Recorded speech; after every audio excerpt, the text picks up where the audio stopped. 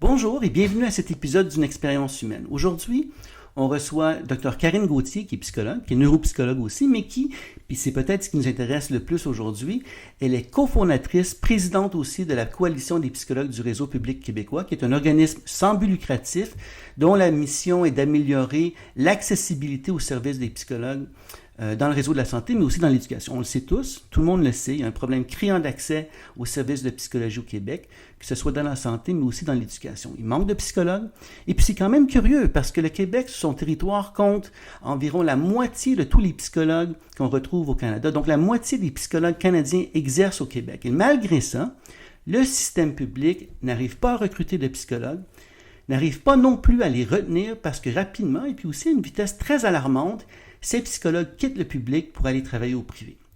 Dans cet entretien avec Dr. Gauthier, vous apprendrez pourquoi c'est le cas. Vous apprendrez aussi à quel point les conditions de travail des psychologues dans le réseau public sont déplorables, à quel point ils sont mal représentés par leurs syndicats, et vous aurez aussi l'occasion de découvrir, sur une note plus joyeuse, une psychologue extraordinaire qui a choisi de rester dans le réseau public et qui fait tout ce qu'elle peut pour que tous les Québécois, toutes les Québécoises aient accès à un psychologue quand ils en ont besoin. Bonne émission.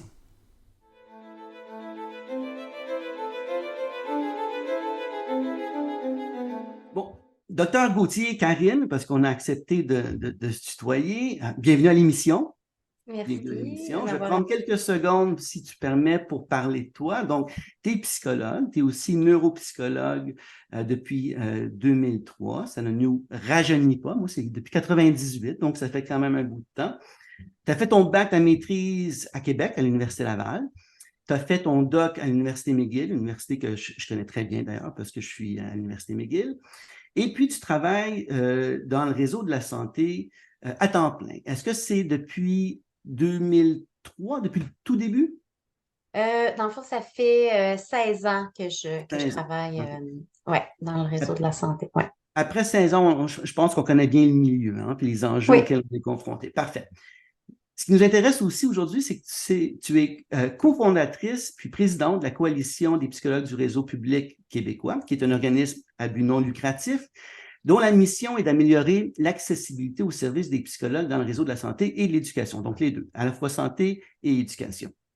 Et dans le cadre de tes fonctions, tu as fait, puis ça m'éblouit quand je lis ça, près de 300 sorties médiatiques en 3 ans.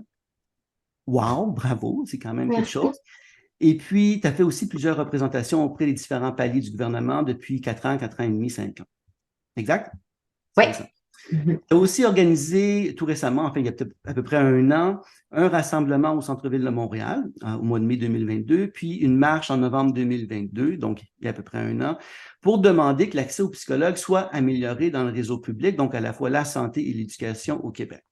Est-ce que j'ai oublié quelque chose? Non, c'est bien. C'est bon. Écoute, j'aimerais ça qu'on Merci. commence par le début. OK? Puis c'est une question qui va peut-être te surprendre parce qu'elle est très simple. En apparence, elle est très simple. C'est quoi un psychologue? Je pose la question parce que des fois, quand on lit dans les médias, par exemple, je pense récemment à la sortie au propos de notre premier ministre, M. Legault, qui avait dit un psychologue, ça prend 3 ans former un psychologue. Je ne sais pas si tu avais vu ça passer. Ça prend 3 ans. Moi, je me dis, bon Dieu, c'est pas tout à fait la réalité. Donc, à quelque part, il y a une incompréhension quant à non seulement la formation nécessaire pour devenir psychologue, mais il y a aussi une immense incompréhension, je pense, quant à ce que c'est qu'un psychologue. Peut-être que tu peux nous éclairer pour les gens qui nous écoutent. Oui, question simple et complexe à la fois. Donc, oui, pour devenir psychologue, la formation, c'est un baccalauréat, puis après, c'est un doctorat qui est obligatoire. Donc, c'est plusieurs années de formation. On parle de 7 à 10 ans au total d'études universitaires. Plus Euh, l'université, donc post-cégep, après le cégep. Après le cégep. Donc, C'est ça. c'est un très, très long parcours. Euh, Dans le fond, la santé mentale, c'est excessivement complexe. Et puis, c'est toutes ces années-là qui sont nécessaires vraiment pour pouvoir aider les gens qui sont souffrants, qui ont besoin d'aide au niveau psychologique, de bien faire le diagnostic, de bien comprendre. Quand je parle de diagnostic, je ne veux pas nécessairement dire de donner un diagnostic, mais d'avoir une bonne compréhension clinique de qu'est-ce qui se passe chez la personne, en incluant tu sais, les antécédents, tout l'environnement, plusieurs facteurs qui font en sorte que, OK, la personne peut ne plus être en équilibre, ne plus être bien finalement et souffrante. Donc, ça, c'est une partie vraiment importante qu'on apprend là, dans nos études, puis qu'on va faire après quand on travaille comme psychologue. Puis après, Si tu permets, d'ailleurs, souvent les médecins, que ce soit le pédiatre, le psychiatre, le neurologue, le médecin de famille, vont se tourner vers le psychologue, justement pour miser sur ces compétences-là en évaluation, pour faire des diagnostics différentiels. Dans ton cas, tu es aussi neuropsy.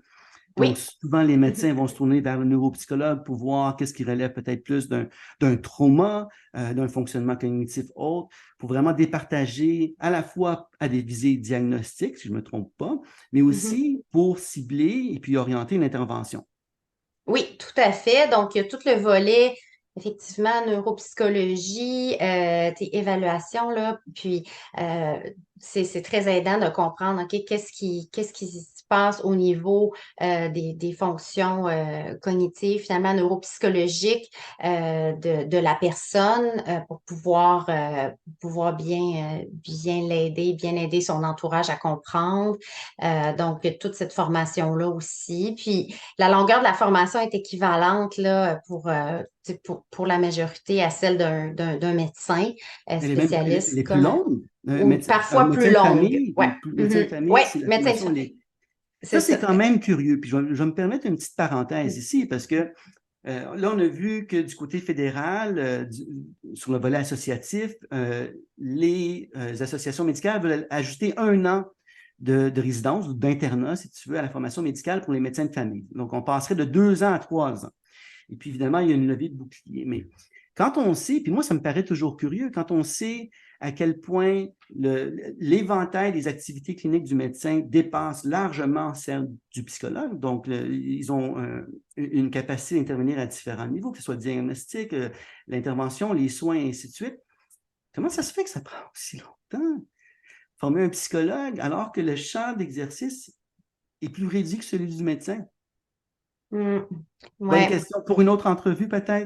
Mais il y a un problème là. On devrait probablement pouvoir faire plus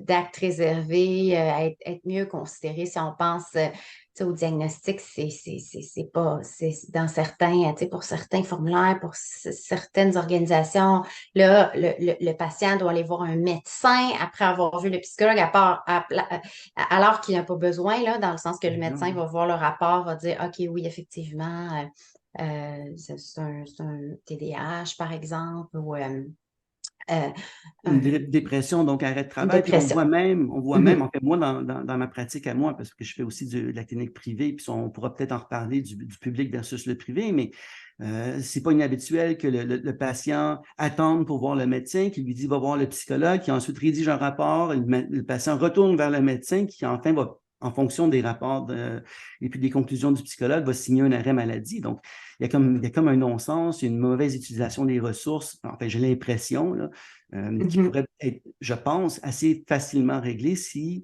éventuellement, mais on n'en parlera pas aujourd'hui, mais si on s'attardait à élargir un peu ou à voir comment on pourrait élargir le champ d'exercice des psychologues. Mais c'est plus long de former un psychologue qu'un médecin, champ d'exercice réduit, mais concrètement, les psychologues, on a parlé d'évaluation, mais ça soigne aussi. Oui, oui, c'est une partie importante. Donc, suite à l'évaluation, peu importe la forme là, qu'elle peut prendre, des fois il y a des outils, d'autres fois c'est une entrevue. Bien après, il y a une intervention finalement qui peut prendre la forme d'une psychothérapie, par exemple.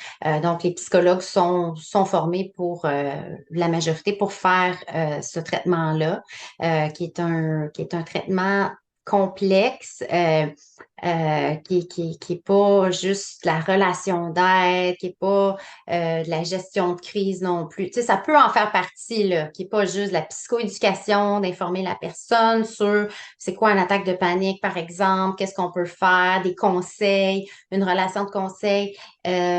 C'est beaucoup plus que ça. La visée, c'est vraiment de faire des changements qui sont profonds là, dans le fonctionnement de la personne, dans son rapport avec les autres, par exemple, si ça peut être problématique dans ses relations, puis vraiment d'arriver à un niveau de mieux-être, mais qui va perdurer dans le temps. Puis ça, on le voit dans les études que la psychothérapie a plus d'effets à long terme que la médication, par exemple, si on parle des antidépresseurs. Donc, les psychologues sont formés pour faire ces traitements-là. C'est ça. Donc, il y a des compétences cliniques très poussées, à mon avis, Mhm. qui impliquent aussi des compétences ou une maîtrise de la science aussi, parce qu'il faut pouvoir choisir le meilleur traitement en fonction des meilleures données, en fait, pour savoir qu'est-ce qui fonctionne pas. Donc, Mhm. c'est effectivement très complexe. Puis, euh, évidemment, toutes les professions d'entrée de jeu, dès qu'une profession vise à aider, donc que ce soit la relation d'aide, les soins, que ce soit les soins médicaux, le médecin, le psychiatre, l'infirmière, d'entrée de jeu, on tend à valoriser ça, je pense. Pour ce qui est du psychologue, moi, j'ai tout le temps, mon champ de recherche, comme tu le sais peut-être, c'est l'efficacité de la psychothérapie, les données probantes, les meilleures pratiques. Et puis, je forme à la fois des psychologues, des étudiants en médecine aussi, puis je donne des conférences aussi dans des colloques. Et puis, parfois, je parle de l'efficacité de la psychothérapie. Comme tu le dis, parfois, c'est plus efficace que les antidépresseurs, à tout le moins à long terme. Ça devrait être même mis de l'avant comme traitement de premier choix. Et puis j'en parle à des médecins de famille, des fois même des psychiatres, puis je leur dis, vous savez, la psychothérapie, c'est efficace. Puis ils me disent, waouh, c'est génial, comment ça se fait qu'on ne sait pas ça? Puis moi, j'ai toujours envie de leur répondre, mais ça fait 40 ans, ça fait 40 ans qu'on sait ça. Et puis, je me pose toujours la question, comment ça se fait que ce message-là passe pas? Pourquoi c'est pas entendu que le service offert par le psychologue, puis là, je vais faire le pont, si tu permets, avec la question de l'économicité, donc c'est-à-dire le retour sur l'investissement. Quand on met de l'argent en psychologie, ça se paye tout seul. Non seulement ça se paye tout seul, mais c'est rentable. Puis ça, c'est un peu un tabou parce que dans notre profession, puis là, je te fais un clin d'œil en disant ça, la culture, c'est plus axé sur l'autre, euh, la simplicité, la réserve, les chiffres, surtout quand on parle d'argent, on est moins à l'aise avec ça. Pourtant, si on l'aborde dans une perspective de saine gestion des fonds publics, la question de l'économicité, c'est-à-dire combien ça coûte puis combien ça rapporte investir en psychologie, c'est quand même à l'avantage non seulement des psychologues, mais de la population de façon générale. Puis je sais que votre rapport rédigé par la coalition parle de ça un peu. Peux-tu nous en parler un peu? Oui, on a fait un rapport économique. Dans le fond, c'était sous la proposition là, du cabinet du ministre Dubé, qui a été même analysé par eux.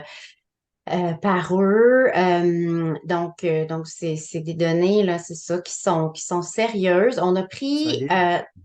trois variables, dans le fond, pour voir comment, si on améliorait l'accès aux psychologues au Québec, comment on pourrait sauver en termes de visite médicale, d'hospitalisation, puis de visite à l'urgence. Donc, il y aurait beaucoup plus de variables. On pourrait parler, tu sais, les appels aux policiers, aux ambulanciers qui sont reliés à la santé mentale, toutes les dépenses au niveau du système de justice, de la DPJ, juste pour nommer ceux-là. On n'avait pas de données là, pour pouvoir les utiliser, de données suffisantes pour pouvoir utiliser ces variables-là. Donc, c'est vraiment une sous-estimation. Très Euh, conservateur. Ça veut dire que c'est très conservateur. Exactement, c'est très conservateur. Puis, dans le fond, tu sais, la conclusion finalement, parce qu'il y a beaucoup de chiffres là, mais si j'y vais là, avec notre conclusion, c'est que en investissant davantage, on pourrait faire des économies qui sont récurrentes, là, donc à chaque année, d'environ 228 millions de dollars annuellement au Québec. Puis ça l'inclut d'ajouter 450 psychologues puis un bon rattrapage salarial pour pouvoir les embaucher. Sinon, c'est sûr qu'on n'y arrive pas. Présentement, il y a une diminution là, du nombre de psychologues. Donc Le ça va de pair. rattrapage, le rattrapage, c'est 30%, si je me rappelle bien Le dans le rattrapage, c'est rapport. 30% parce qu'il a été fait, ça fait un petit bout de temps. On s'était basé sur les calculs qu'on avait fait à ce moment-là en lien avec l'écart avec le secteur privé, là.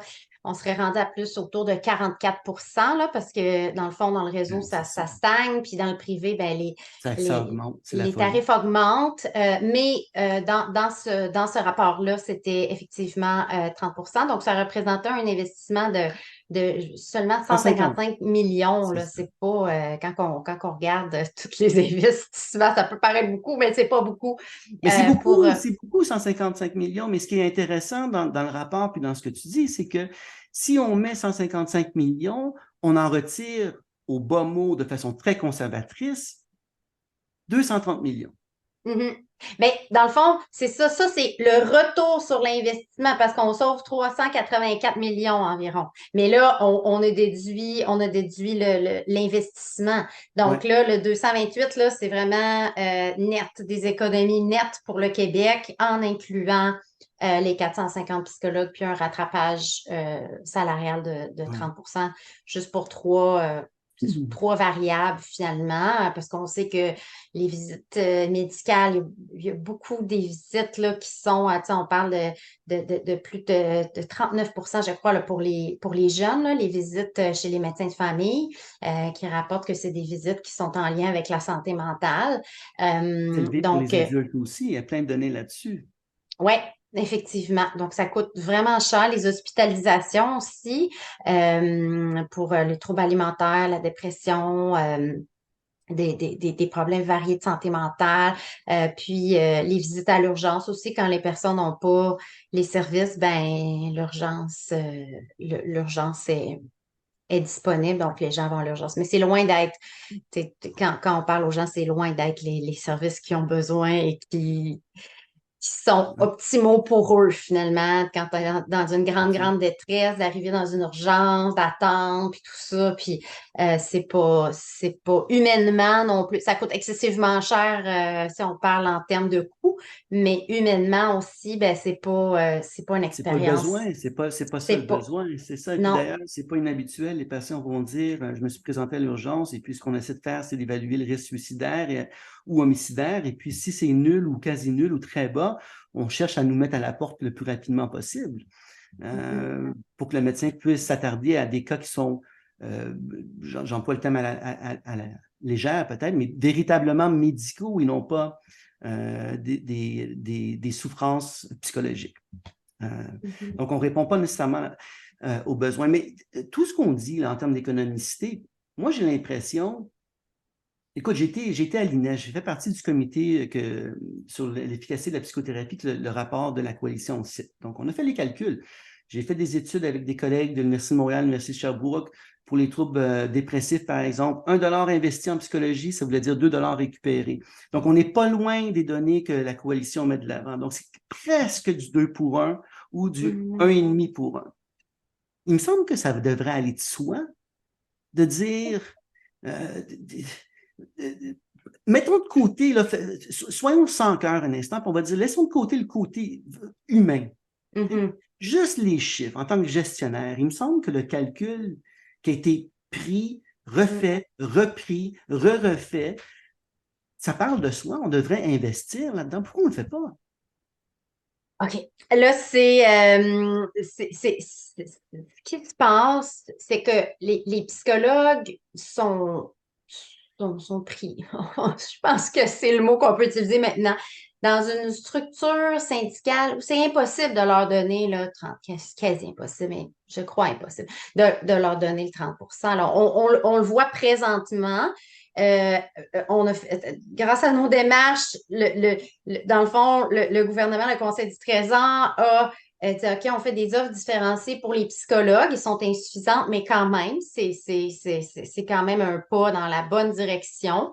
Et puis, ben, le syndicat qui représente la majorité des psychologues dans le réseau au Québec dit on ne peut pas accepter des offres différenciées. On doit représenter tous nos membres. Et nos membres, c'est plus de 120 titres d'emploi différents, dont beaucoup de techniciens, des techniciens de laboratoire. Ça va c'est ça, dans le fond, 120 corps d'emploi, là, c'est énorme comme variabilité, là, de qu'est-ce que ça peut inclure. Les techniciennes en loisirs, les Avec travailleurs une sociaux, formation les nutritionnistes. Euh, de cégep, pardon. là. Donc, la technique, c'est une formation de Oui, cégep. Donc, donc ça va dans de ce cégep à doctorat. Les psychologues sont les seuls dans ce groupe-là à devoir avoir un doctorat qui est obligatoire. Donc là, et à fuir, c'est sûr qu'il y a des problèmes là, de recrutement dans beaucoup de domaines, mais les psychologues, c'est documenté, là, très bien documenté. On le voit là, depuis plus d'une dizaine d'années. Là, il y a une pente, là, c'est 25 des psychologues qui sont partis du réseau, mais 30 dans le privé qui augmente. Fait que c'est pas une pénurie comme Ah, il manque de psychologues au Québec, il faut en hum, former plus. Non, non, non, non. Ils pénurie sont là, artificielle. c'est une pénurie artificielle. Ils sont là, mais ils s'en vont travailler dans le privé. Oui, c'est Donc ça. C'est ça. c'est Puis, un gros problème. Puis, qu'est-ce qui se passe? C'est que là, les syndicats ben, ne peuvent pas, en plus, je ne veux pas rentrer dans les détails là, tu sais, des lois, mais en plus, même si le syndicat disait, OK, on veut comme tu sais, offrir une meilleure reconnaissance salariale aux psychologues, il y a des lois qui rendent ça, dans la structure actuelle, qui rendent ça quasi impossible. Euh, OK. donc, euh, donc, euh, donc, on est mal pris, mais la solution est quand même simple, d'accepter d'ouvrir cette loi-là qui s'appelle la loi concernant les unités de négociation dans le secteur des affaires sociales. Parce que présentement, on peut pas dire, OK, ben, on sort puis on se représente nous-mêmes comme beaucoup d'autres employés au Québec, là, tu sais, peuvent C'est pas faire logique, oui. mais non, pas dans le réseau de la santé, pas quand tu es dans l'annexe 4 de cette grosse loi-là, passée sous bâillon, puis qui a regroupé tous ces gens-là. Dans le fond, c'est qu'on n'appartient pas à ce groupe-là et on est moins de 3% de ce groupe. Donc là, dans une assemblée, tout est voté en assemblée, là. Donc, dans une assemblée, là, on s'imagine c'est 97 de gens qui ne sont pas psychologues et un petit 3 de psychologues, même si pourquoi les autres voteraient pour dire OK, oui, on donne 20-30 d'augmentation psychologue parce que il y a une injustice salariale par rapport à eux, puis ça a été fait depuis, c'est documenté depuis plus de 15 ans. Là. Il y a un rapport qui avait été fait par d'autres psychologues en 2008. On est le troisième groupe à faire les calculs actuariels. On arrive avec 300 000 de moins d'actifs au moment de notre retraite, les psychologues, par rapport à quelqu'un qui a un baccalauréat qui travaille dans C'est le réseau. incroyable. C'est quand même incroyable. Mais Mm. on va revenir sur la question syndicale, si tu le veux bien, parce que tu as dit Oui, quelque chose d'intéressant. Tu as dit qu'il y a une augmentation dans le privé, une diminution dans le public. Si, je pense avoir lu aussi que sur une décennie, à peu près 10 ans, il y a eu une augmentation de à peu près 800-900 psychologues dans le système privé, donc ils vont travailler en privé. Dans le public, une diminution de 500-600 personnes, donc les gens quittent le privé, le public, pardon. Donc, c'est pas vraiment que les gens veulent pas travailler, tu l'as dit toi-même, c'est qu'ils veulent pas travailler dans le réseau public. C'est vraiment ça l'enjeu. Ce qui veut dire mhm. qu'on échoue, j'ai l'impression, à deux niveaux. D'une part, à recruter, on n'arrive pas à recruter, et puis on n'arrive pas à retenir non plus. Euh, Mm. et ça surprend parce que je pense que dans la population générale, les gens voient le système public comme étant généreux, euh, avec des bonnes conditions de travail, un horaire agréable, un bon salaire, une retraite. Mais pour les psychologues, c'est pas comme ça que ça se présente. Non, vraiment pas. Euh, Par rapport à, tu sais, si on regarde l'échelle salariale, là, si on compare avec une personne qui a un baccalauréat, là, c'est dépendamment des échelons, là, mais c'était 1 $, 2 de plus. Donc, quelqu'un qui arrête après son baccalauréat en psychologie, qui décide d'être engagé comme agent de relations humaines, qui augmente en flèche, eux autres, dans le réseau, ben, va gagner, c'est ça, à peu près le même salaire finalement qu'un psychologue qui fait partie d'un ordre professionnel, qui a un doctorat, qui a une formation vraiment poussée au niveau de la santé mentale ou de la neuropsychologie, dépendamment. Donc, c'est sûr que ces injustices-là, Ça n'a aucun à sens. même le réseau, ça fait aucun sens. Donc, D'ailleurs, l'échelle salariale, je l'ai devant les yeux, là, puis tu me corriges si je me trompe, mais pour un psychologue, ça varie entre 28 de l'heure, 28 piastres de l'heure, Mhm. Et au sommet de l'échelle, à peu près 53, je pense qu'il y a une petite augmentation, là, 54 $. Donc, au sommet de 52 et l'échelle, 88. 52 88. 52,88, Mhm. c'est ça. Puis ça, Mhm. c'est après 10 ans. Ça, c'est au top, top, top de sa carrière. On est Ouais. à peu près 50 piastres $. Mhm. Ça veut dire qu'un jeune qui commence, il sort de l'université, il s'est tapé des longues études, il commence à peu près peut-être à 28, peut-être un petit peu plus de l'heure. Ouais, souvent, ils vont considérer Hmm, les études graduées, ça va être autour de c'est ça. 33 de l'heure. Ouais. Donc, Mhm. 33 de l'heure Mhm. avec un doctorat. Ouais. Ça veut dire Puis, quoi? 55 000 par année à peu près. À peu près. ouais, 60 environ, ouais, c'est ça. Ouais, Mhm. c'est ça. Après 7, 8, 9, 10 ans d'études universitaires. Mhm. Puis la plupart, pendant leurs études, travaillent aussi en privé. Puis déjà, tu sais, déjà vont gagner tu sais, par consultation autour de, ça varie beaucoup, là, mais tu sais, 130 de l'heure. C'est sûr que les avantages sociaux tu sais, qu'il faut considérer, là, on peut pas Oui, c'est considérer, vrai. Mhm. tu sais, juste regarder, tu sais, le Le 33 taux horaire, versus ouais. 130, là, mais c'est quand même, c'est les avantages sociaux, c'est pas 100 de l'heure. Puis c'est sûr que dans le fond, les heures qui sont tu sais, non facturées, là, parce que ça, c'est quand on voit un patient, puis tout ça, mais nous, dans les calculs qu'on a fait, ça revenait à 44 de différence en considérant la retraite, les congés de maladie, les congés de maternité, tous les avantages sociaux, bénéfices marginaux du réseau. Puis pour le privé, tout ce qui est les heures non rémunérées, les dépenses, tu sais, ça a été fait à partir de leur rapport d'impôt pour les C'est psychologues rigoureux. qui ont voulu, Mhm. c'est rigoureux, pour les psychologues qui ont voulu participer, vraiment, on demandait là, les dépenses à la ligne de tel, tu sais, du rapport, tout ça. Donc, c'est très rigoureux. Puis c'est ça, on arrive avec tu sais, une grosse différence. Puis si on parle des gens qui arrêtent après un baccalauréat, là, je l'ai devant moi aussi, si tu me permets. Oui, oui, L'échelle vas-y. salariale, OK?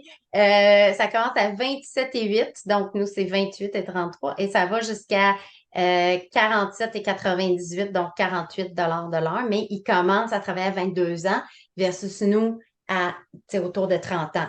Donc là, pendant toutes ces années-là, ils vont cumuler. Puis nous, dans nos calculs qu'on a fait, on a pris un taux d'intérêt de 3 là, ce qui est très conservatif. Ils ont été faits avant la pandémie, là. Fait que Oui, oui. c'est Mhm. sûr que tu sais, présentement, c'est plus que 300 000. C'est sûr, là, quelqu'un qui a commencé à travailler il y a 7 ans versus la personne, l'étudiant qui termine son doctorat puis qui va travailler là, qui va regarder pour acheter une maison, pour tu sais, commencer à mettre des REER puis tout ça. Donc, il y a vraiment un écart qui est Mais majeur. c'est quoi le 300 000, c'est quoi exactement? Parce que c'est quand même un montant assez conséquent. C'est la différence entre. C'est la différence entre le fait que, dans le fond, la personne qui a baccalauréat va commencer à travailler à 22 ans. Donc là, Plus elle va jeune. Oui, commencer à accumuler des actifs. Donc là, oui. elle gagne un petit peu moins, mais presque, tu sais, on l'a vu, là, presque Mais au la même début, chose. une Fait que pièce, là, une pièce. c'est ça, environ de pierre. Donc là, elle accumule pendant que le psychologue, lui, travaille pas, là. Il y a pas, dans le fond, il n'y a pas Il étudie. de revenus, là. Il Oui, étudie. oui. Il y en a beaucoup même qui s'endettent, là. Ouais, Donc, c'est ce calcul-là, dans le fond, le fait que la personne travaille pendant 5 à 6 ans, pendant que le psychologue, lui, étudie, ben, ça fait en sorte que, rendu au niveau de la retraite, parce que pour faire des calculs rigoureux, il faut mettre un taux d'intérêt parce que le coût de oui, la oui, vie augmente. forcément. Donc, c'est 3 qu'on a pris. Mais à la fin, rendu à la retraite, ben, le psychologue a 300 000 de moins que cette OK. personne-là Donc, le d'actifs. psychologue, c'est ça, le psychologue, qui a derrière la cravate une dizaine d'années d'études universitaires, au moment de sa retraite, a 300 000 de moins en poche que la personne qui a fait un bac et qui donc forcément a commencé à travailler plus tôt. Donc, l'écart est jamais rattrapé et impossible à rattraper. Mm. Puis là, on n'a pas parlé de ça, mais il y a des dettes. Je veux dire, tu as fait. Il y a les dettes. Oui, on a mis un montant là, basé sur les chiffres de la FIDEP. Donc, le 300 000 on a mis des dettes. Mais ce qu'on n'a pas pu chiffrer, c'est le fait de prendre sa retraite 5 à 6 ans plus tard pour le psychologue. Ça, on n'a pas mis d'argent là-dessus, mais on s'entend que ça compte, là, ça a une valeur.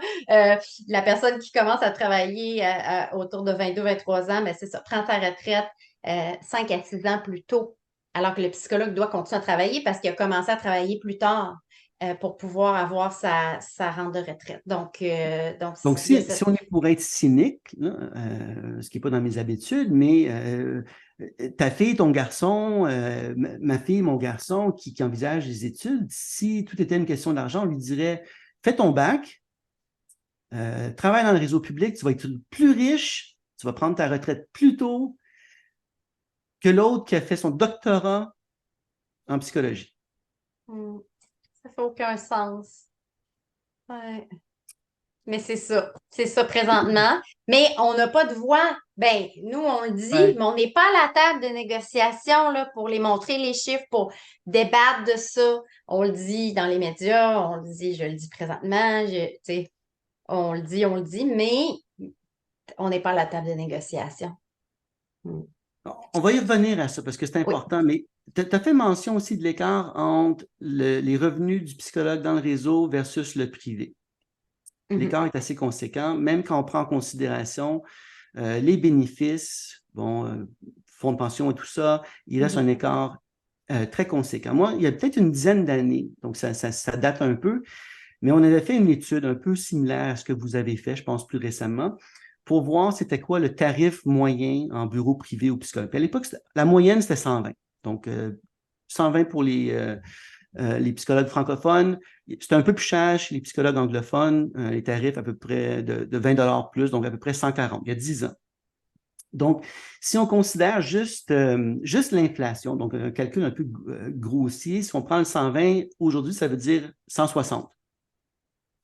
Puis là, on parle de tarifs qui sont entre 140, 150 $ pour le psychologue au privé. C'est anecdotique, c'est pas, je pense, appuyé sur des données qui sont nécessairement solides, tout simplement parce qu'on sait malheureusement trop peu de choses sur ce qui se passe dans le privé.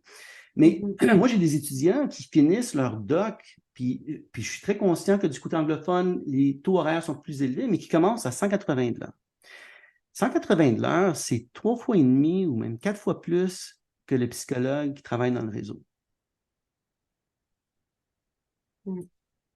Dans les calculs de la coalition, je pense que tu avais mentionné 45 d'écart, hein? C'est bien ça? Entre le public et le privé. 44, ouais. Mhm. Ouais. 44. Mhm. Écoute, moi, C'est conservateur, je pense. Ouais. Mm. si on compare aussi, parce que là, je veux dire, sans vouloir tourner le couteau dans la plaie, mais l'Ontario, par exemple, notre voisin immédiat.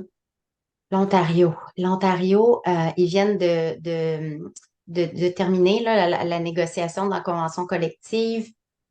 Mais ça fonctionne différemment d'ici, là, mais je ne rentrerai pas dans les détails. Mais ça varie un peu le salaire dépendamment des milieux. Mais les taux horaires, certains hôpitaux, c'est 69% de plus qu'un psychologue au Québec. Et là, on parle 69. des mêmes avantages sociaux, même plus au niveau des vacances, donc même plus au niveau de l'Ontario qu'au Québec. Donc là, c'est 69. vraiment une comparaison. C'est Ouais, dévastateur. Je veux dire, ouais. c'est pas Puis on, 69%. Puis on voit, même à Montréal, pas juste des gens de Gatineau qui vont travailler en Ontario, c'est un phénomène qu'on voit de plus en plus, des gens des psychologues qui terminent leurs études la plupart du temps, puis qui vont s'installer en Ontario. Puis moi, j'observe aussi des offres d'emploi de plus en plus. Puis certaines étudiantes, nouvelles psychologues me disent, tu sais, j'ai été contactée via LinkedIn par un hôpital en Ontario, tout ça. Ça fait que je pense qu'ils ont comme commencé à venir recruter finalement les psychologues qui sont formés au Québec. Oui. Puis certains nous écrivent là, à la coalition là, des membres pour nous dire je m'en vais en Ontario. Donc c'est très inquiétant là, si cette tendance-là se poursuit. Ben là, on va perdre vers le privé, on va perdre vers l'Ontario. Même au Nouveau-Brunswick, qui aurait récemment, l'Ontario, ça fait longtemps que l'écart a augmenté, mais à qui j'ai parlé, qui m'expliquait que c'est beaucoup plus avantageux là, pour elle d'aller travailler au Nouveau-Brunswick. Donc c'est le temps que ça change au Là, on s'en Québec, si on va veut. directement dans le mur. Tu sais, les données, on Mhm. dit quoi? Il manque déjà 900 psychologues à peu près dans le réseau. On dit que dans 2, 3 ans, ça va dépasser les 950, 960. Donc, on s'en va directement dans le mur. On parle de délai d'attente 6 mois au minimum, 24 mois dans certaines régions, 2 ans d'attente. Euh, Mhm. on a vu récemment les délais d'attente à l'hôpital Sainte-Justine, hein, pour les jeunes aussi, des listes d'attente interminables. Puis c'est pas rien parce que, comme tu le sais, il y a un risque, il y a toujours le risque suicidaire, il y a un risque d'aggravation de la condition de la personne, il y a un risque de chronicité, donc des délais d'attente comme ça, je veux dire, tout le monde y perd forcément, tu sais. Ah oui, tout à fait. Les gens, des fois même, perdent espoir. Tu sais, quand on demande de Mhm. l'aide, là, il y a comme une fenêtre. C'est pas facile, là, de demander de l'aide pour la plupart des gens. Donc, il y a comme tu sais, une porte que la personne ouvre. Puis là, s'il n'y a pas de réponse, ben, tu sais, des fois, la porte se ferme. Puis même si elle est appelée, puis tout ça, ben là, puis des fois, c'est que la condition devient tellement plus chronique. Puis la personne est tellement, tu sais, moins bien finalement qu'elle pense même qu'elle mérite pas l'aide. Puis des fois, les gens vont même Ouais, refuser, vont se retourner vers des substances. Donc là, on parle, tu sais, ils vont devenir, tu sais, invalides pour le travail. Ils vont, tu sais, faire beaucoup d'absentéisme à l'école, même certains qui peuvent décrocher. Donc là, il peut y avoir des conséquences vraiment à très, très long terme. Puis ces personnes-là, des fois, c'est ça, même on peut les perdre. Puis les délais, tu sais, si on parle du milieu scolaire, là, des fois, c'est beaucoup plus que 2 ans. Des fois, c'est jamais, là, parce que, tu sais, il faut que les parents se battent. Il n'y a pas de psychologue dans beaucoup, beaucoup d'écoles. Puis, il faut que les parents, tu sais, aient les ressources pour se battre au niveau tu sais, plus haut pour ben oui, c'est pouvoir tout à fait. que le centre de service scolaire trouve une psychologue à quelque part. Donc, c'est vraiment inquiétant. Même, c'est ça, pour les jeunes qui ont, tu sais, qui ont des difficultés d'apprentissage, par exemple, mais qui n'ont pas, on leur souhaite pas, là, tu sais, d'avoir de l'épilepsie ou une tumeur au cerveau, quelque chose comme ça. Mais les critères dans le réseau, à cause du manque de psychologues, ben, deviennent de plus en plus stricts. Donc, il y a comme, ben, il y a pas comme, il y a une partie de la population qui tombe dans un trou.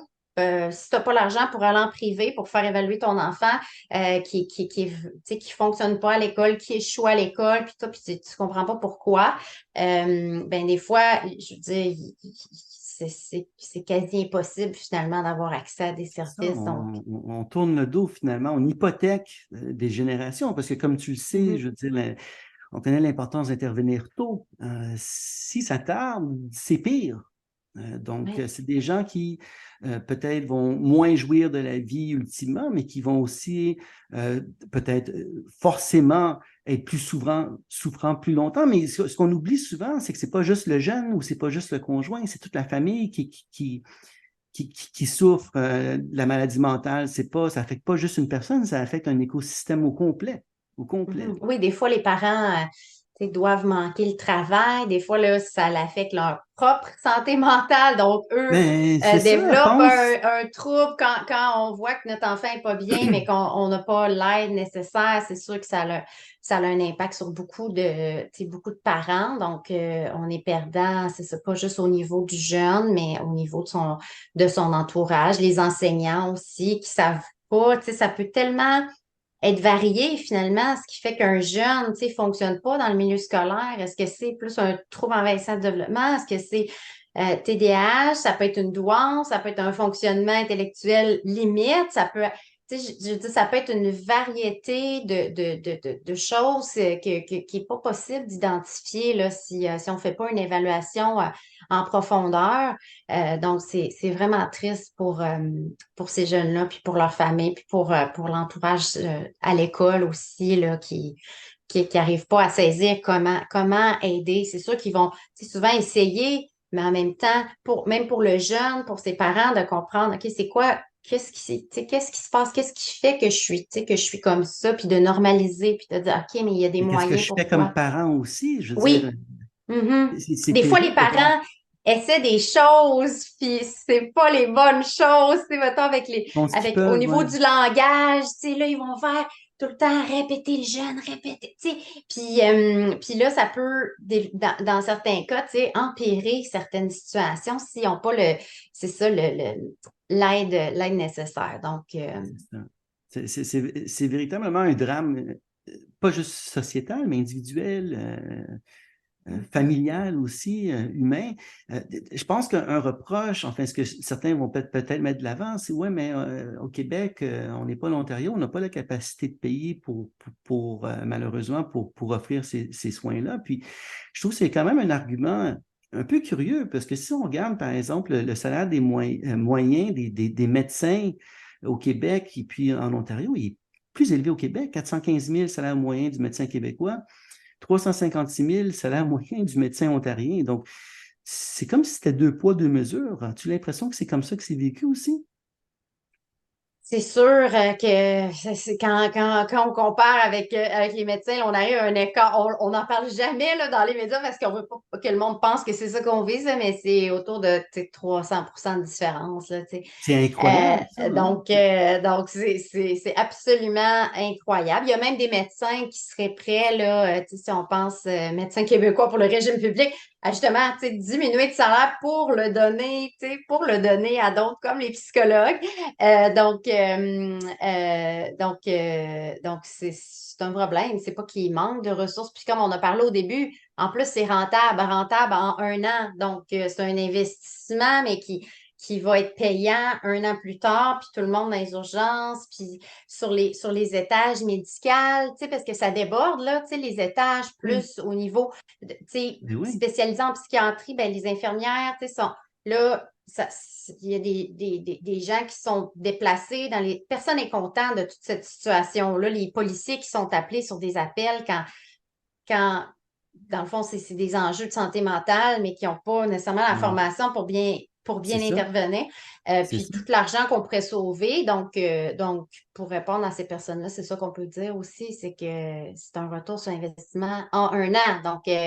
Donc, on va pas perdre l'argent, on va gagner de l'argent. Il faut juste avoir une petite vision là, de dire, OK, on regarde les 1 an, c'est chiffres pas long. froidement. C'est pas long, 1 an. C'est pas Non, long. c'est pas long. C'est ça. Il faut être capable de l'attendre l'année, mais quand même, c'est pas long. Mais tu Mhm. dis 300% de différence. Parce que on va en parler des médecins de 2 minutes, si tu permets. Euh, le médecin québécois, 415 000 par année au Québec.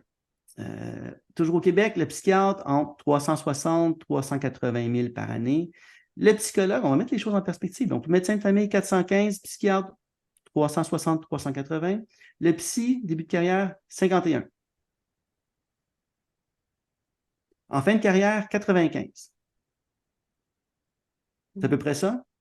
Ouais, à peu près, ouais. Okay. Mhm.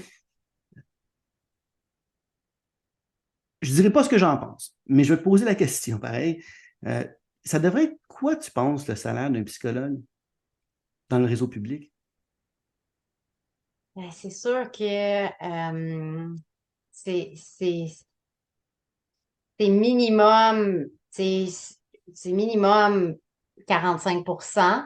Mais en même temps, 45% d'augmentation. d'augmentation, tu sais, mais en même temps, si on regarde l'Ontario, là, on est plus autour de, tu sais, on a dépassé le 60%.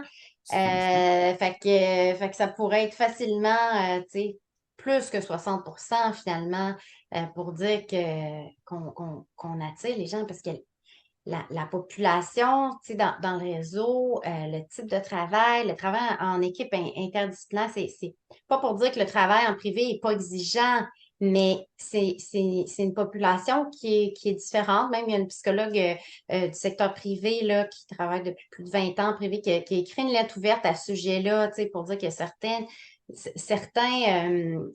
types de problématiques, selon la nature du problème, mais la personne, elle a besoin tu sais, d'une équipe interdisciplinaire. Elle a besoin d'un psychologue qui est dans une institution, qui est comme protégé par l'institution, tout ça. Exact. Tu sais, Ah, on je parle peux le là de confirmer, situations ça. de réfugiés, de jeunes, tu sais, qui ont des conditions médicales, mais que les parents ne veulent pas de servir. Tu sais, il y a plein de qui ne parlent pas français, qui ne parlent pas anglais, tu sais, dans le réseau, là, Complexe. on voit tout le monde.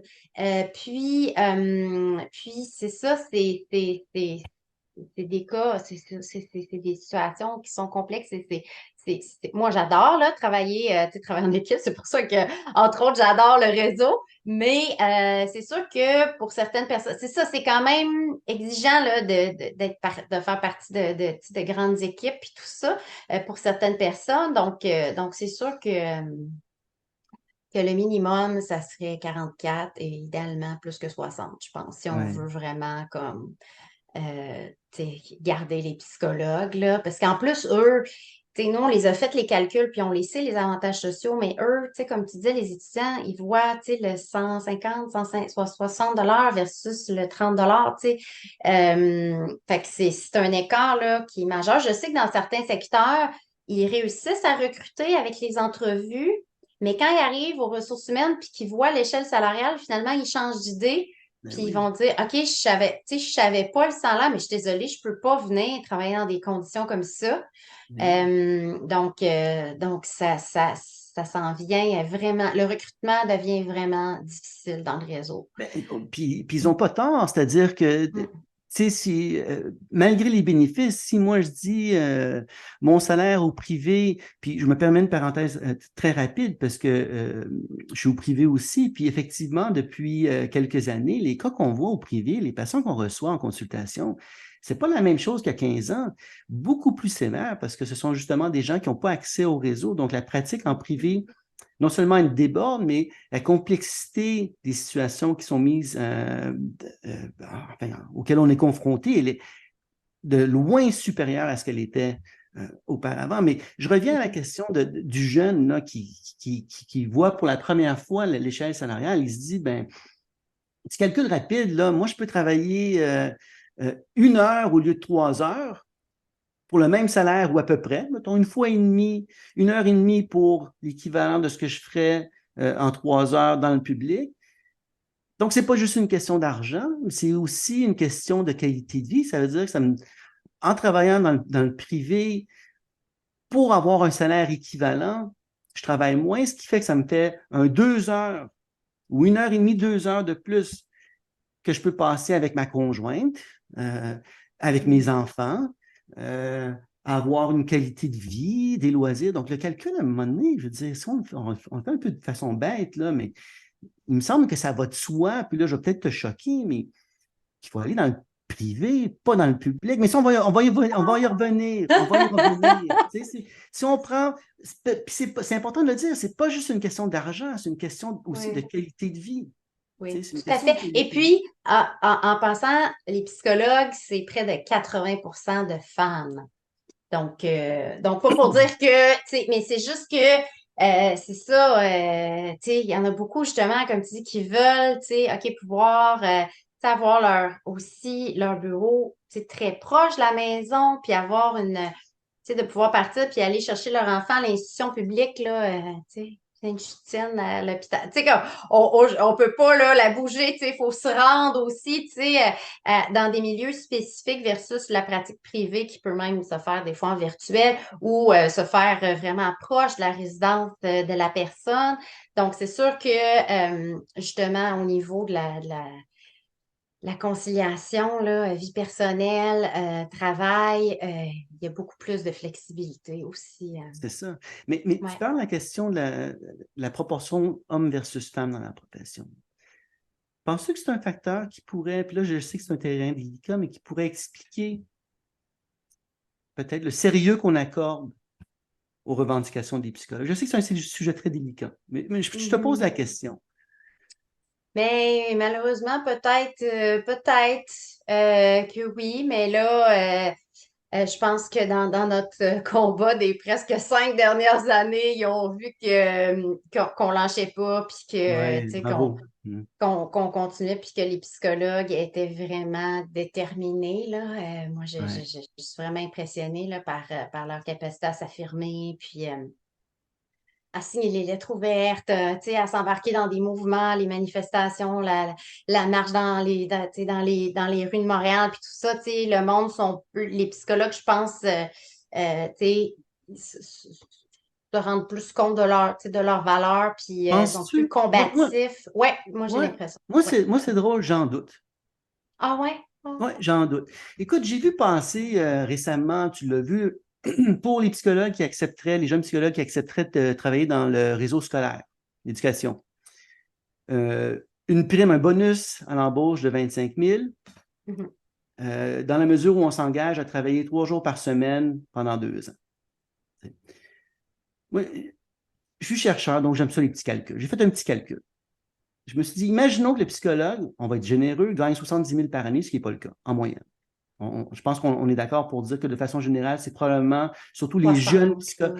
ouais, Ouais, puis surtout les plus jeunes, parce que cette bourse-là Mhm. vise les plus jeunes. Donc, Ouais. on est 70 000, c'est pas le cas, je surestime. Mhm. Jours par semaine, ça fait 42 000 par année. 42 000 par année. 42 000 par année, ça fait 84 000 sur 2 ans, parce que la bourse implique qu'on s'engage pendant 2 ans. Donc, 84 000, puis là, on me dit, tiens, 25 000 de plus pour t'encourager. Donc, au bout du compte, si tu acceptes de travailler pour nous pendant 2 ans, 3 jours par semaine, ça te fait 109 000 à peu près. Puis là, encore une fois, je surestime, je suis généreux. C'est pas tout à fait ça, mais meilleur des cas, 109 000. On s'entend que c'est plus bas que ça. Puis là, je fais le petit calcul pour le privé. Mettons une pratique relaxe, 5 patients par jour. Un tarif très raisonnable, 150 de l'heure. 3 jours par semaine, puis on prend beaucoup de vacances. Donc, on travaille 47 semaines par année. On fait ça pendant 2 ans. Ça nous fait 212 000. D'un côté, avec la bourse, qui en principe devrait attirer 109 000 dans la poche avant impôt dans 2 ans, au privé, 212 000. Maintenant, je ne comprends pas, je n'ai pas compris les bénéfices. Mhm. C'est quand même le double. Mhm. Les bénéfices, c'est autour de 40 là, les dernières fois qu'on avait vérifié. Là, donc, c'est sûr que c'est pas, ouais, mhm. Mais les C'est pas chiffres équivalent. par, par eux-mêmes, je trouve, malgré tout. Puis moi, à chaque fois, je me demande, mais qu'est-ce qu'ils font? Pourquoi les psychologues restent dans le réseau public? Pourquoi rester dans le public quand on peut, au bas mot, se retrouver avec un salaire une fois et demi plus élevé, voire le doubler, sinon plus, ou avoir une qualité de vie? Pourquoi est-ce qu'on reste dans le public? Encore une fois, ce n'est pas une question d'argent, c'est une question de qualité de vie. Ça. Pourquoi est-ce qu'on choisirait le réseau? Pourquoi est-ce qu'on travaillerait dans un environnement? Puis là, je vais être peut-être plus catégorique dans mes propos, mais un environnement qui, ultimement, et un employeur qui ne reconnaît pas nos compétences. Je pense que ça, je ne me trompe Mhm. pas en disant ça, qui ne vous paye pas, on est d'accord là-dessus. Je pense que le salaire est de loin inférieur à ce qu'il devrait être. Mhm. Puis les dirigeants, de façon générale, ne comprennent pas ce qu'on fait, puis on ne comprend pas notre valeur. Pourquoi est-ce qu'on ne s'en va pas? Pourquoi est-ce que vous restez là? Bonne question. Puis il y a beaucoup de psychologues qui partent, tu sais, qui sont déchirés, là, dans le sens qui vont quitter le réseau. Dans le fond, c'est à cause de la population qu'on dessert, finalement. Tu sais.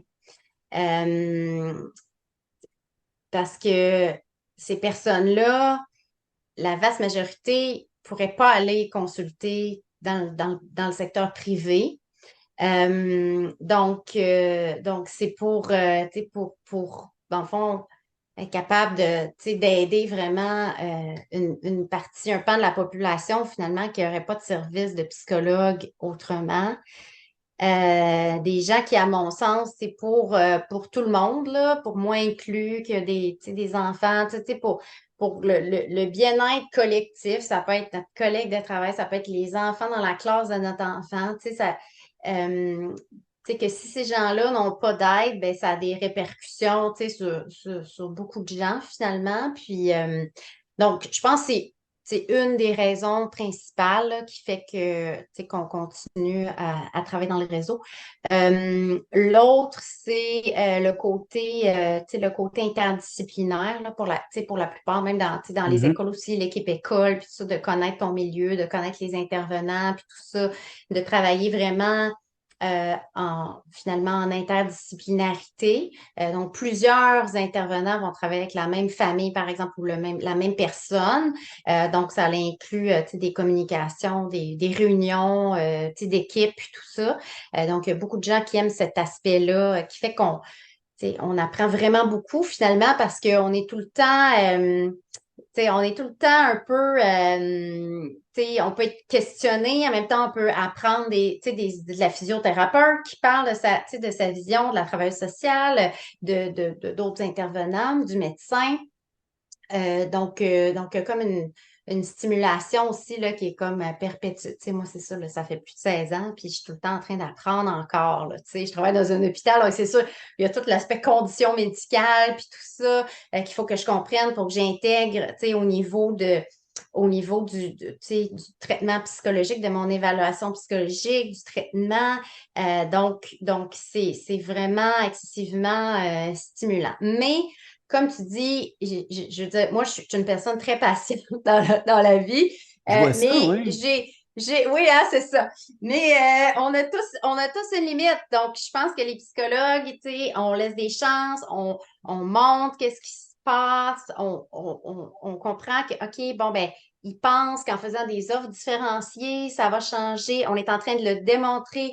OK, ça marche pas. C'est ça que je me rends compte, c'est que on leur, tu sais, nous, ça fait presque, c'est ça, 5 ans qu'on leur dit, nous, ça fait 5 ans qu'on leur dit, c'est la structure syndicale qui marche pas, là. Tu sais, c'est pas nouveau, là. Ouais, mais on va en parler du syndicat, on va en parler. Dans les médias, on a attendu, là, parce que c'était gros comme, comme, Ouais. comme annonce.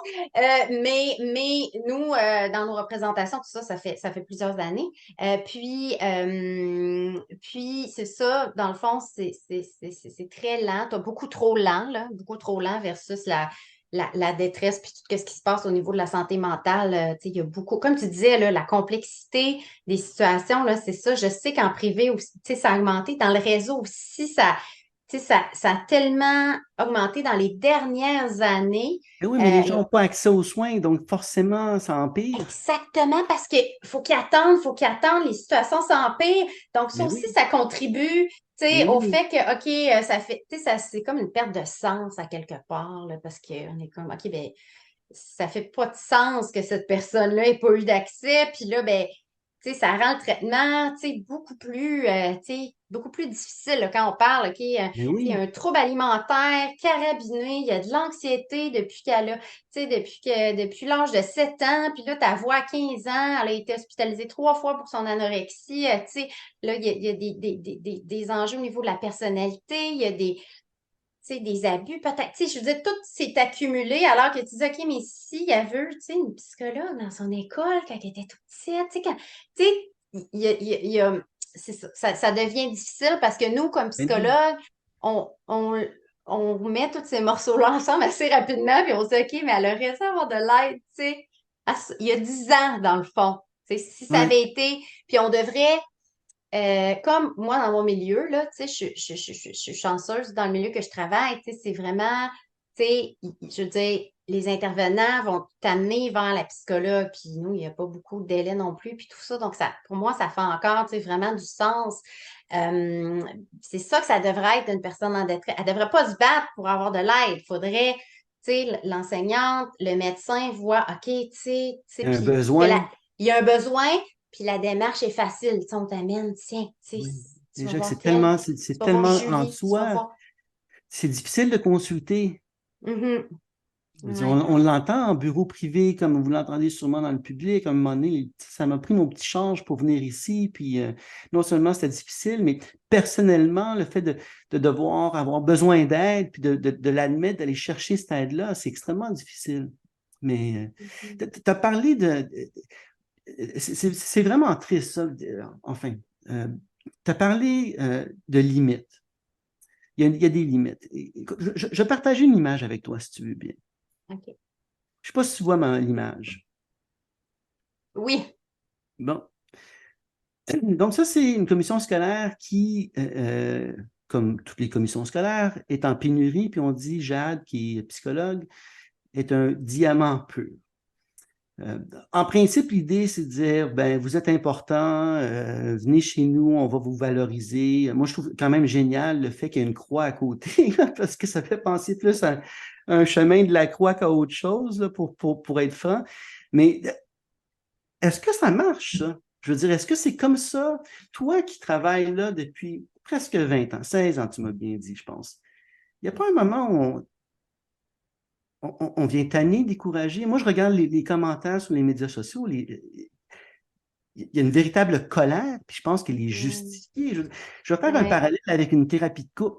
Tu sais, ce que je fais pas, mais le peu que j'en sais, c'est qu'à un moment donné, une relation qui est dysfonctionnelle, la question doit se poser, écoutez, madame ou écoutez, monsieur, est-ce que c'est ce que vous voulez? Est-ce que c'est une relation qui vous permet de vous épanouir?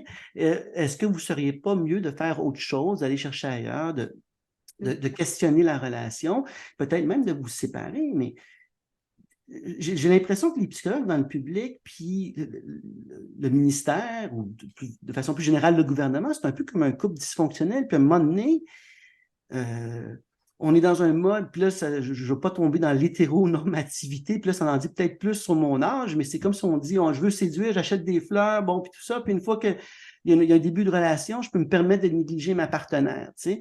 C'est un Mhm. peu comme ça que ça se passe dans le réseau, c'est-à-dire qu'on va vous donner un bonbon, 25 000, puis quand on fait le calcul, ça n'a aucun sens, ce 25 000-là. Peut-être une petite prime, parce qu'il y a déjà eu une prime, enfin, je pense que ça a Mhm. été retiré. On va peut-être faire une petite augmentation de salaire, puis ça devrait être suffisant pour vous calmer. Il n'y a pas de la colère. Oui, il y a de la colère. La prime, finalement, on l'a conservé, t'es supposé arrêter aujourd'hui. OK. Mais il la rallonge pour 2 semaines, donc c'est pas, il n'y a rien de gagné.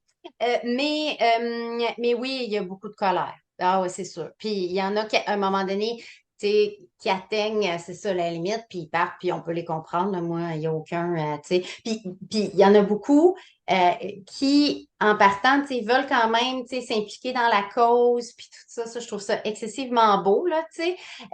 Des psychologues qui quittent, mais qui veulent, tu sais, faire des sorties médiatiques, qui veulent nous aider à la coalition, puis tout ça, tu sais, pour dire que, OK, moi, j'ai atteint ma limite personnelle, tu sais, dans le fond, c'est comme tu dis, c'est comme ce qu'on dit à nos patients, tu sais, à un moment donné, si t'es pas bien, si tu te sens pas respecté dans un milieu, ben, puis si t'as l'option de partir, ben, tu sais, à un moment donné, il faut que tu, faut Mais que tu partes. c'est drôle ce que tu dis, parce que tu as raison. Je veux dire, c'est un patient qui vient consulter, qui est dans un environnement dysfonctionnel, qui n'est pas reconnu. Puis là, le terme est peut-être un peu fort, mais parfois même un peu méprisé dans son environnement. Puis j'ai l'impression que c'est un peu ça que les psychologues vivent, à mon avis, à moi.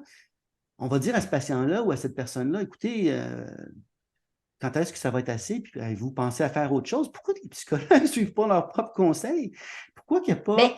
il y en a il y en a qui, tu sais, on l'a vu, là, tu sais, Ouais, ouais, ouais. avec la Les chiffres parlent. diminution, Ouais. là. Ah oui, puis récemment, j'ai l'impression qu'il y en a plus, là, de ce que je vois des emails qu'on reçoit, là, tu sais, il y en a beaucoup qui nous écrivent pour nous dire tu sais, qui ont démissionné, ou souvent, ce qu'ils font, c'est qu'ils diminuent leurs heures. Tu sais, mettons, un psychologue qui travaillait 5 jours va travailler 3 jours, là, après, tu sais, 2 jours, là, ça devient compliqué parce que on est supposé travailler 3 jours, mais il y a quand même des moyens de travailler 2 jours avec des congés partiels sans solde, mais souvent, les gens vont diminuer leurs heures, puis graduellement, ben, faire du privé en même temps, puis quitter. Je pense que, dans le fond, ce qui se passe, c'est que moi, personnellement, là, tu sais, en ayant tu sais, les relations avec le gouvernement, tout ça, moi, je constate qu'il y a encore de l'espoir. Tu sais.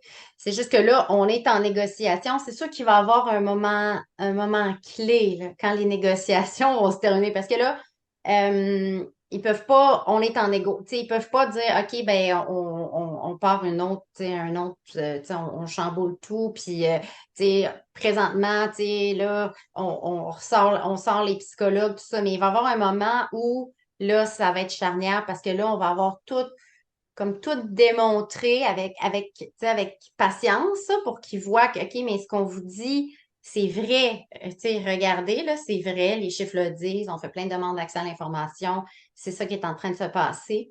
Donc, moi, pour l'instant, j'ai encore espoir que vraiment ils réalisent que, OK, là, les psychologues appartiennent pas à à ce regroupement-là, puis on va leur permettre de se représenter finalement, puis de faire des représentations pour, tu sais, sans la structure non plus, là, les lois que je parlais, là, qui sont là dans la catégorie dans laquelle on est. Donc, tu sais, comme les pharmaciens, par exemple, là, tu sais, eux autres ne sont pas regroupés, puis de pouvoir négocier directement. Donc, moi, je pense que c'est à ce moment-là que là, on va pouvoir, tu sais, vraiment savoir, OK, est-ce que finalement, tu sais,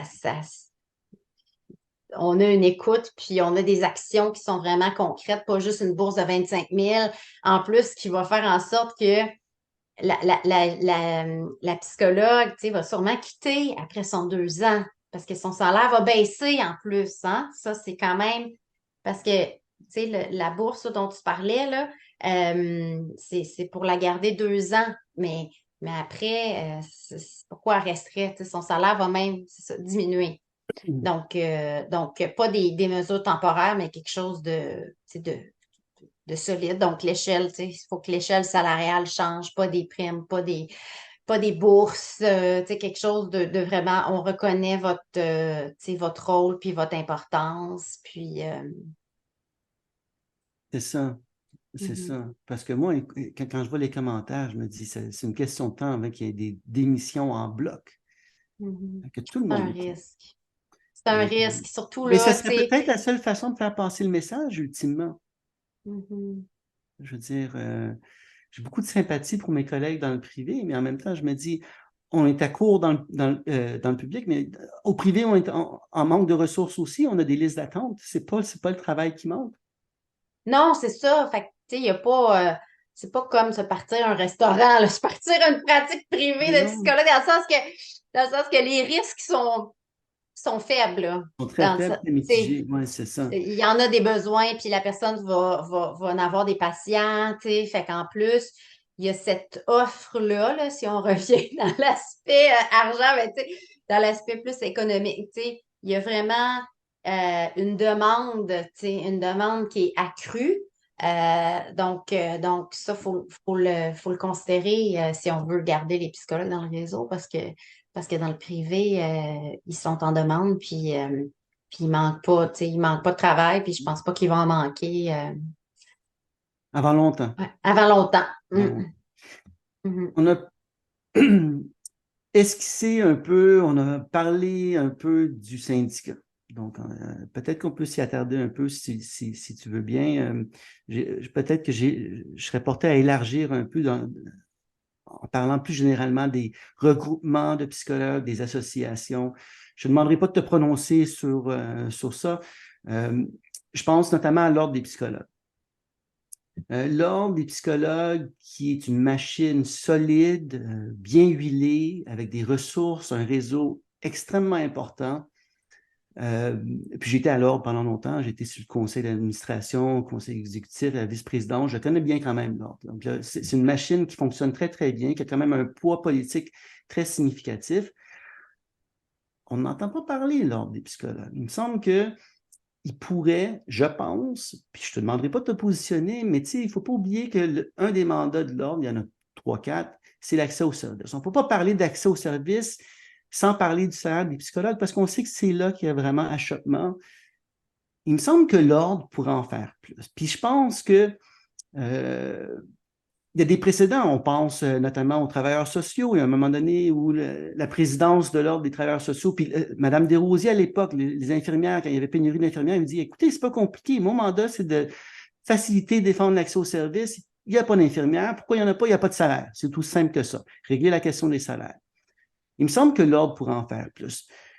C'est un reproche que je fais, puis que je pourrais aussi adresser, je pense, je ne te demande pas de te positionner là-dessus non plus, mais à l'Association des psychologues, il me semble qu'on ne les voit plus. Il me semble que les enjeux sont véritables, les besoins sont véritables, puis les calculs sont solides. Enfin, j'espère que ces gens-là vont utiliser leur réseau, leurs ressources pour faire avancer la cause de l'accès aux services en psychologie. Mais revenons au syndicat. Tu l'as dit, 130 professions, je pense, que ça regroupe. Psychologue, Oui, une plus de minorité, 120, là, ouais. ouais, c'est ça. Mhm. Ouais, ouais. Psychologue, une petite minorité, 2-3%. Le Mhm. président, Robert Comeau, le président. Le syndicat, c'est l'Alliance du personnel professionnel et technique de la santé et des services sociaux, donc la PTS. Euh, C'est le syndicat qui représente le plus de le psychologues. Il y a plus, 3 autres. Il y en a 3 autres. Ils sont 4 au total, là, c'est ça. mais C'est ça. ouais, C'est le c'est. plus gros en Ouais, matière de représentativité des ouais. psychologues. Mhm. Je pense qu'il a fait une sortie récemment dans les médias en parlant des psychologues. Mhm. Peux-tu me résumer Ouais. ce qu'il a dit et ce que tu en penses? Oui, c'était deux entrevues, une à RDI, une à LCN, dans le fond, où il expliquait qu'il ne pouvait pas tu sais, accepter des offres différenciées. Il ne nommait pas les psychologues, mais il ne représente pas les enseignants ni les infirmières. Donc, les offres On s'entend différenciées que c'est sont des pour les psychologues. psychologues, les enseignants, les infirmières. Donc, on s'entend que c'était les psychologues. En février, il les a nommés. Et ça avait fait une vague, une des plus grosses vagues de la coalition d'entrevues en lien avec le fait que, tu sais, il n'y a pas juste les psychologues dans le réseau, puis ça, il faut penser à tout le monde, puis tout ça. Donc vraiment, puis tu sais, on est d'accord qu'il faut penser à tout le monde, c'est pas ça, là, tu sais, c'est pas qu'on est meilleur que les autres, c'est juste qu'il y a vraiment des injustices salariales, même quand on regarde, comme Puis j'expliquais honte. tantôt Ouais. entre les gens dans cette catégorie-là qui sont majeurs. Donc, est-ce qu'on peut agir là-dessus au moins? Parce que si c'est bien présenté puis assumé, puis c'est des calculs, comme je disais, qui ont été faits 3 fois par 3 groupes différents, qui sont connus depuis 15 ans, ben, OK, ça justifie de faire quelque chose, mais ça serait trop risqué pour eux de perdre la mobilisation de 97% de leurs membres. Donc, on les comprend. Tu sais, c'est pas que, OK, ben, c'est la structure, c'est qu'on n'appartient pas à ce groupe-là, ils peuvent pas le faire. Tu sais, c'est comme, on est trop, on est une petite minorité qui commence à travailler à 30 ans à cause de notre doctorat obligatoire. On a seul, tu sais, avec l'exercice de notre profession, il y a des exigences, puis tout ça, des responsabilités qui viennent avec. Donc, c'est vraiment, ce qu'on demande, c'est vraiment c'est ça, d'être retiré de Ouais, l'annexe mais 4. mais penses-tu qu'il comprend? Je veux dire, je comprends qu'il ne faut pas tourner le dos à la majorité des membres quand on est président d'un syndicat. Ça, on est d'accord là-dessus, mais je pense qu'il est technologue en imagerie médicale, ce monsieur-là, monsieur Como. Donc, si on y va de façon un peu bête, l'échelle salariale, c'est à peu près quelques dollars près comparable à celle du psychologue. Est-ce que tu penses qu'il comprend vraiment l'expérience personnelle du psychologue qui se tape un doctorat avec des dettes, puis qui travaille dans le réseau, qui fait un travail complexe? Penses-tu qu'il le comprend? Penses-tu que le syndicat le comprend? Bien, c'est sûr que nous, on communique souvent avec eux là, pour donner les informations, donner nos calculs, comme le 300 000, tu sais, toutes les nouvelles informations qu'on a en lien avec tu sais, les salaires en Ontario, par exemple, nos mémoires, tout ça. Dans les rencontres, les psychologues tu sais, parlent de ça, là, de qu'est-ce que c'est, tu sais, qu'est-ce qui se passe pour les psychologues, de qu'est-ce que ça implique être psychologue, puis tout ça. Donc, normalement, Moi, devrait être au courant là, de ce que ça. Puis beaucoup de, pas juste nous, mais beaucoup de psychologues euh, leur écrivent aussi pour leur expliquer ce qui se ouais. passe, puis leur déchirement, puis tout ça, puis le fait que tu sais, soit qui ont quitté ou soit qui pensent vraiment à quitter, puis tout ce qui se passe en lien avec notre profession. Je sais qu'il y a beaucoup de gens tu sais, qui communiquent avec eux aussi par courriel. Donc, je pense qu'ils sont informés là, de la situation, puis Hmm. du type de travail qu'on fait. Ouais, c'est ça, mais j'ai pas l'impression, malgré ça, que c'est la place pour les psychologues. Je pense que tu y as fait allusion. C'est pas ce Mhm. syndicat-là qui devrait représenter les psychologues. Comment est-ce qu'on fait? Tu as parlé d'un carcan juridique, donc il y a un contexte légal, il y a des lois. Euh, Comment est-ce que tu fais, toi, à titre de présidente, puis les gens qui t'entourent pour naviguer ça? Parce que c'est complexe. Avez-vous des ressources? Qui finance ça? Ouais, nos ressources sont limitées. On est vraiment chanceux, mais c'est une question intéressante. J'en ai jamais parlé. On a des gens absolument fabuleux, là, plusieurs conseillers qui nous aident pro bono, là, puis on parle de gens là, tu sais, Mais exceptionnels. ça Là, tu prend des sais, avocats aussi. Ça prend des oui, avocats. notre avocate n'est pas pro bono, par exemple. Elle est exceptionnelle aussi, mais oui, effectivement, là, il y a des frais. Donc, nous, présentement, on vit seulement sur les cotisations de nos membres qui sont très limitées. Là, on parle de 20 $ pour les étudiants, puis 40 $ pour les psychologues par année. Donc, c'est sûr qu'on est limité. au niveau des ressources. Mais oui, les informations, c'est ça, viennent entre autres de notre avocate. On a différents conseillers politiques, même des gens qui ont fait de la politique active, des conseillers en relations médiatiques, dont un qui a fait plus de 40 ans de représentation dans les médias, puis tout ça. Des gens, c'est beau de voir ça. Moi, en tout cas, ça fait du bien de voir que, OK, des gens qui, dans le fond, qui croient à la cause, puis qui, c'est une belle énergie, là, qui vient vraiment du cœur, là, finalement. Fait qu'on est une super belle équipe en plus. Fait que ça aide avec tous les membres du CA aussi, là, qui sont exceptionnels. Ça nous aide à naviguer, là, ces termes-là. Quand notre rapport économique, on a trouvé une personne spécialisée qui fait il y a plein de gens que je peux pas nommer nécessairement, là, mais qui fait ça dans son travail, et puis qui nous a aidés. Donc, on est, c'est ça, on a dans le fond, ces gens-là autour de nous là, qui sont vraiment aidants. Puis c'est ça. Bon, on a notre avocate pour tout l'aspect plus juridique, la loi, puis tout ça. Là, c'est clair, on le comprend très bien. On peut pas nous-mêmes là, faire une demande en accréditation, puis avoir, se représenter nous-mêmes. Il faut que le gouvernement dise, OK, on ouvre la loi. Et puis, la loi, il l'ouvre dans le projet de loi 15. Elle est dans la liste des lois qui vont être ouvertes. Donc, on a évidemment dit, OK, profitez-en, s'il vous plaît, pour sortir les psychologues de la catégorie 4 en faisant vos autres changements, parce Pas qu'il ouvre l'impression que beaucoup, ça beaucoup de serait. lois. Mais c'est justement, t'as pas l'impression que ce serait l'occasion de faire un coup de force, Oui. Mhm. mais un vrai coup de force. Mm. À réfléchir, C'est oui, plus, c'est peut-être. plus difficile. Une dernière question, si tu permets. La Société canadienne de psychologie, avez-vous du soutien de la société? On a eu un peu, oui, Oui. mais là, c'est peut-être nous aussi qui devrait, relancer, là, mais il nous avait aidé en lien avec les salaires dans les autres provinces, par exemple. Ouais. OK. Mhm. Je pense Ouais. effectivement que ça vaudrait la peine de soutenir, entretenir, nourrir ce lien-là. Mhm. Écoute, Karine, docteur Gauthier, Karine, Mhm. je te laisserai le mot de la fin. Peut-être un message à nos dirigeants, peut-être un message aux psychologues pour qui j'ai beaucoup de respect, beaucoup d'admiration. Puis écoute, je dois te dire, j'ai énormément de. Tu es une personne fascinante, là, c'est incroyable. C'est une vraie dévotion dont tu fais preuve. Donc, c'est vraiment beau de voir ça. Malheureusement, il n'y a pas assez de psychologues qui le font, mais peut-être que dans ton entourage, avec les gens qui sont impliqués dans la coalition, tu as un point de vue un peu différent parce que tu vois des gens qui sont de toute évidence très motivés à corriger des injustices et puis favoriser l'accès à des services pour des personnes qui en ont drôlement besoin, là.